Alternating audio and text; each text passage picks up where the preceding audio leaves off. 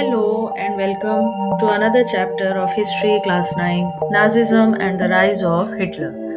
After Germany's crushing defeat in World War I, the nation lay broken and humiliated by the harsh Treaty of Versailles. Out of this condition of despair rose a fiery voice, Adolf Hitler, a war veteran promising revenge. So let us see all the events in details as to how Hitler rose to power. World War I 1914-1918 was a global conflict between the Allied powers and the Central Powers. The main members of the Central Powers were Germany, Austria-Hungary, Ottoman Empire and Bulgaria, who were the allies against whom Germany and Austria fought. The allies consisted of Russia, France, and Britain.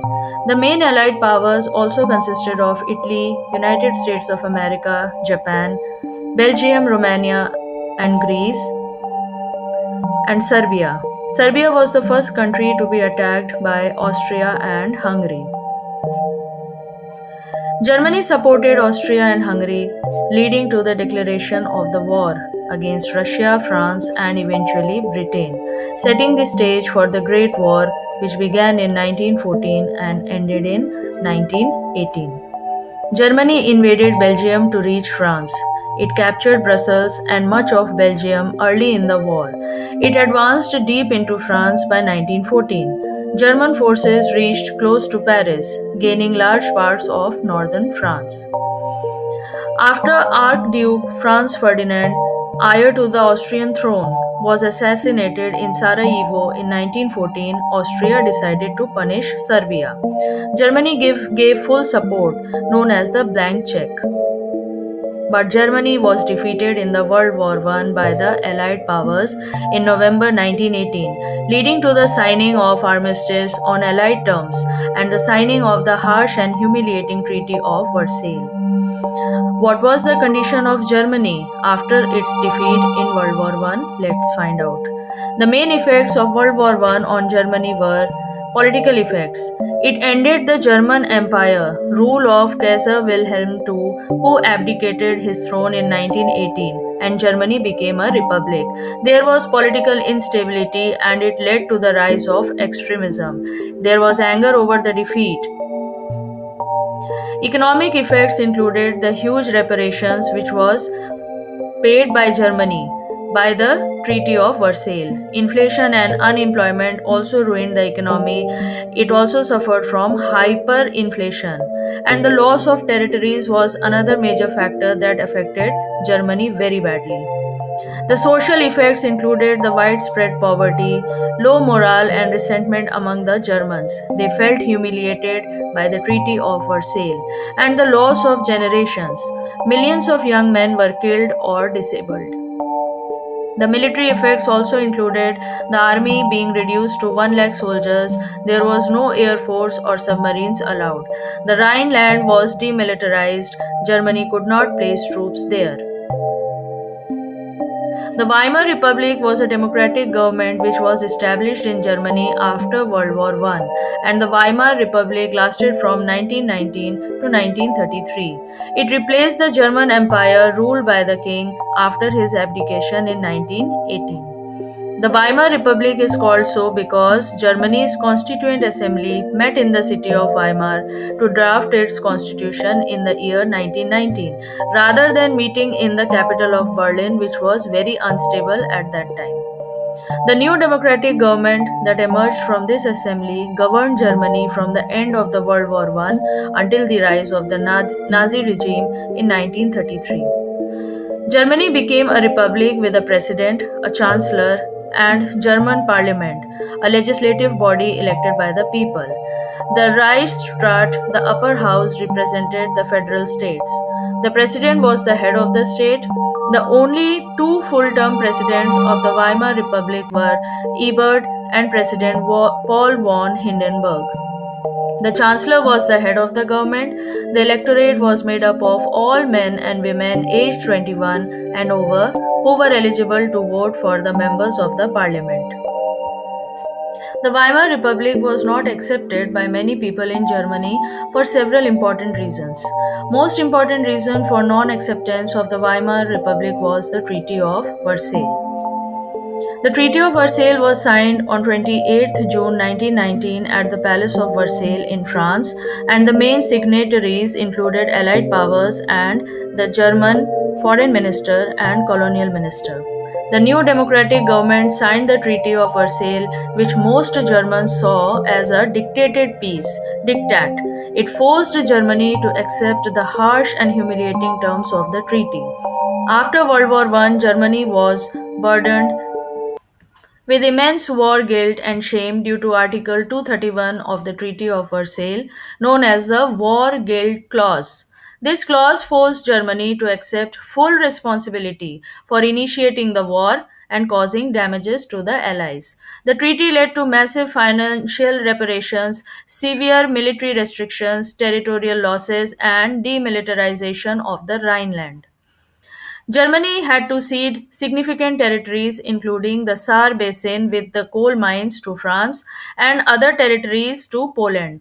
The loss of industrial regions and resources further damaged Germany's ability to generate revenue and rebuild its damaged economy after the war was over.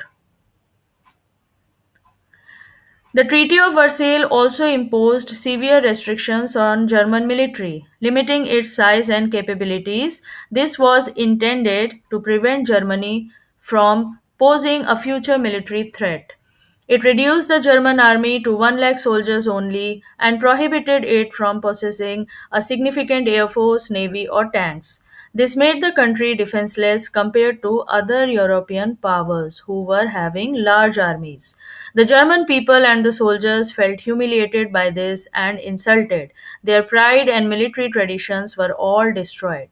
The area bordering France was demilitarized, meaning Germany could not station any soldiers there, further limiting its military capabilities and serving as a security measure for France. Germany was also forced to accept the War Guilt Clause, holding it responsible for the war and thus for paying reparations for war damages. The initial sum was set up at 132 billion gold marks, around $33 billion at that time. People blamed the Weimar leaders for this humiliation, calling them the November criminals because the armistice was signed in the month of November 1918. The rise of Spartacist League. The Spartacus League was a revolutionary Marxist organization founded in Germany during the World War I. It was officially founded in the year 1916. The League was committed to spreading socialism and overthrowing the bourgeois state through revolution. Ultimately, it formed the Communist Party of Germany in 1918, and it was based on the ideas of the Bolshevik Revolution that took place in Russia. The Weimar Republic brutally suppressed the Spartacist League's uprising in January 1919 with the aid of the Free Corps. Free Corps referred to several different groups of irregular, often paramilitary volunteer units. Post World War I, German Free Corps were the anti communist paramilitary groups, veterans, that the Weimar Republic used to suppress the socialist uprisings. The year 1923 was one of the most unstable and chaotic periods in the Weimar controlled Germany. The country faced severe political and economic crises, which led to radicalization, which means that many people began supporting extreme political groups instead of moderate democratic ones. Germany failed to pay reparations to the France as demanded by the Treaty of Versailles, on the other hand. So, in January 1923, French and the Belgian troops occupied the Ruhr, Germany's main industrial region that was rich in coal. The German government urged passive resistance to all its workers, and the workers went on strike and refused to cooperate. This stopped production and deepened the economic crisis.